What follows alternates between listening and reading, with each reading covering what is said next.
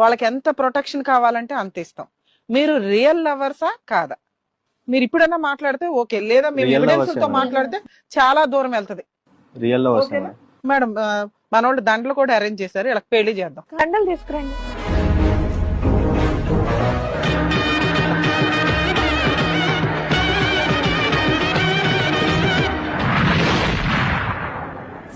దండలు ఒకటి సరిపోతాయండి, ఇంకేమైనా తేవాలా? తాలిబొట్టు తేవాలా? ఎవరు? ఫస్ట్ నైట్ కూడా అరేంజ్ చేయమంటావా? ఎవరు వచ్చిన ఆయన? ఎవరు వచ్చిన ఆయన? ఎవరు? మా ఆయనండి. ఓ